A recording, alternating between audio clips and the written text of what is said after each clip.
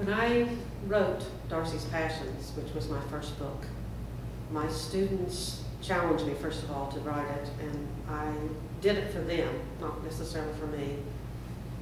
But when I looked at what made Darcy work, what made him tick, the things that made him tick was his passion for Elizabeth Bennet, his passion for his sister Georgiana, and his passion for his estate of Pembroke.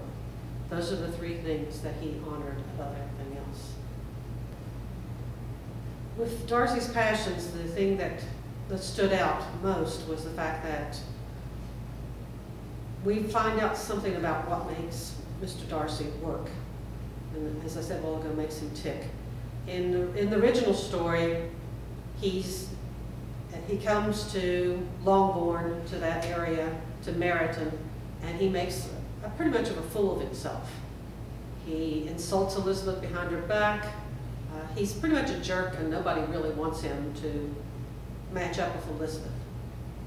And then he leaves, and we don't hear from him at all. He's actually a minor character in the book, and we don't hear from him from the end of November, from the Netherfield Ball, until Easter, when he meets Elizabeth again at Hunsford Cottage. Most people who do what I call a reimagining or a retelling, a sequel, an adaptation, we take the context and the setting of the time period and we add contemporary issues to it.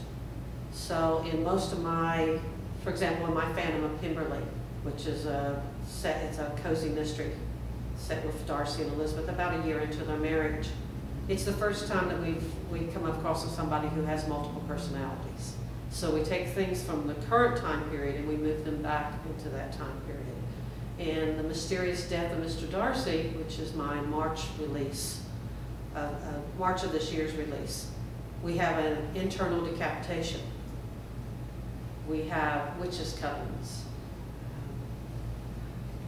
I'm pretty dark. Well, of course, when Stephanie Meyer's and all her Twilight series came out, everybody wanted to write a vampire version. And when my publisher asked me if I would do one, originally I was not very happy with doing it. It took a while to persuade me to do it, simply because I just could not picture Darcy as a vampire. Therefore, I took Mr. Wickham and made Mr. Wickham the vampire, and made Darcy a Dhampir. He's half human, half vampire. There's a 200-year-old curse. But what I did most of all is I went back to the very traditional storylines. The story is set in 1813. Dracula was not brought out until 1897, pretty much near the end of the Victorian era. So I went back to the very traditional vampire stories and went to the Scottish Babashees, took a Scottish folk song, a traditional folk song, and wove it all the way through the tale, so that everything is tied together that way. And that particular song is the one that Elizabeth sings at Sir William Lucas's lodge the first time Darcy hears her sing. What do you think Jane Austen would say if she came back and saw some of these reimaginings done in these different genres? First of all, I think she'd be really flattered by it. She had a very acute sense of humor, and I really think that she would find the majority of them something that she would want to read herself. What I think that she might not like is modern days. I think she was the daughter of a minister. Some of the retellings go beyond that point, and I think that might bother her a little bit. She was a Tory daughter and would not necessarily approve maybe of some of the storylines that get a little racy. Lots of times I have people ask me, who would you invite? If you were sitting down to dinner with somebody from history, who would you invite? Of course, they always expect that I would invite Jane Austen. I usually trick them by saying I'd invite George Custer and Ernest Hemingway. But one time I was thinking about it, and I thought, no, I would like to have Austen with me, right beside me, like we were two sisters and our heads were together and we were analyzing the pompous George Custer and the equally pompous Ernest Hemingway. And I think she would understand. I have a pretty biting wit, and very dry wit, and I think of all people, Jane Austen would understand it.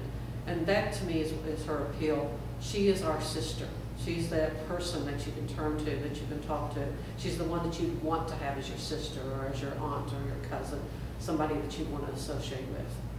So I wrote Darcy's Passions from Mr. Darcy's point of view. This is all of Pride and Prejudice up through the first 3 months of the wedding, all we told from Mr. Darcy's point of view instead of Elizabeth Bennet's point of view. Captain Wentworth's Persuasion is done in the same manner.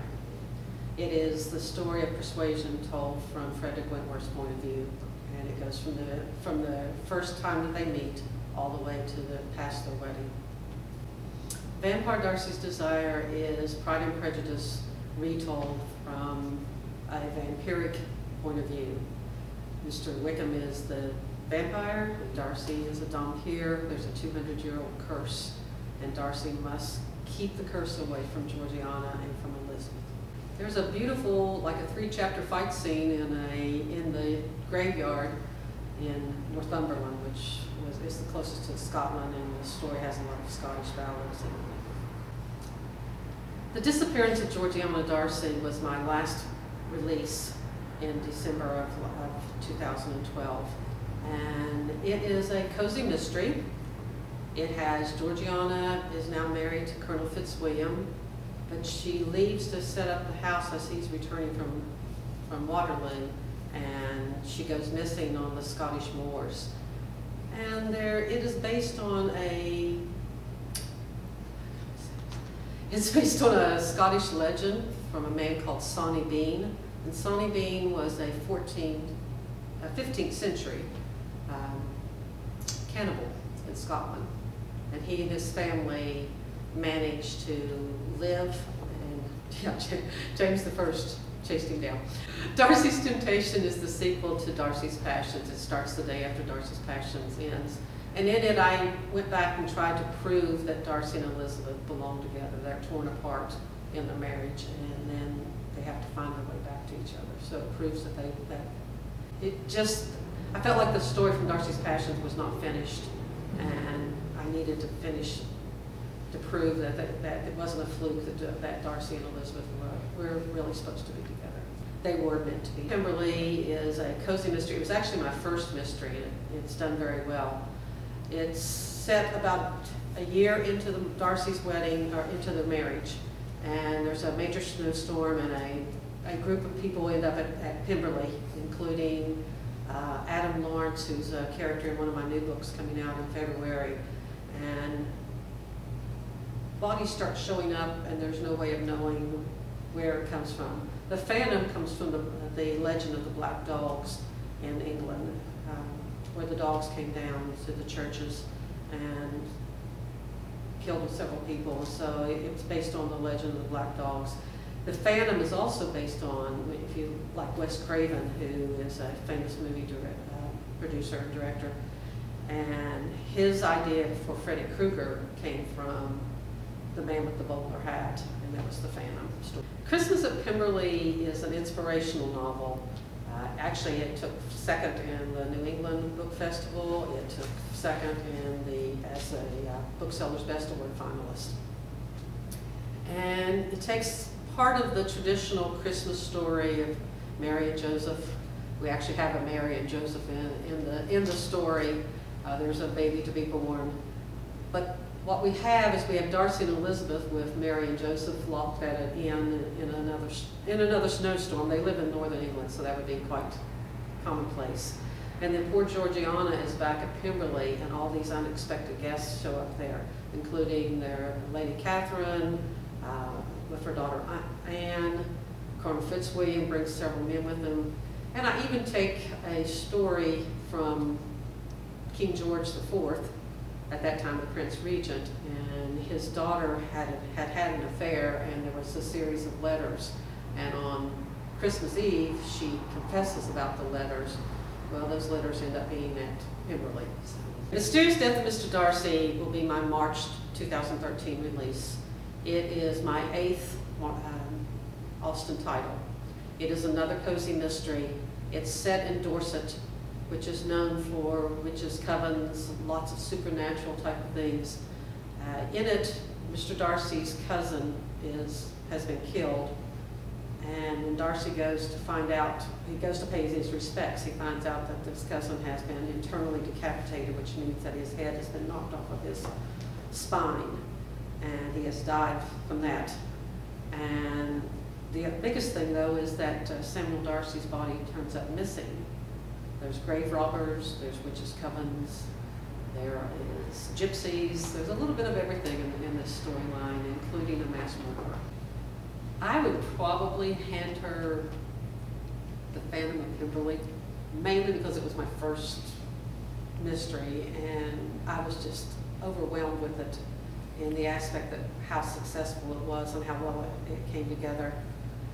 I think she'd like the twists and turns that are in it, and that Darcy and Elizabeth stay pretty much true to the characterization that she starts with them. And I always think that she punishes her evil characters in a very unique way. For example, in in Mansfield Park, Mrs. Norris ends up with her niece there wailing about never being able to find someone to love her because her niece manages to ruin herself. And they spend a lifetime together of each other, of moaning and groaning. There's something that I do to George Wickham in this story that I think that Jane Austen would really enjoy. And it's deviously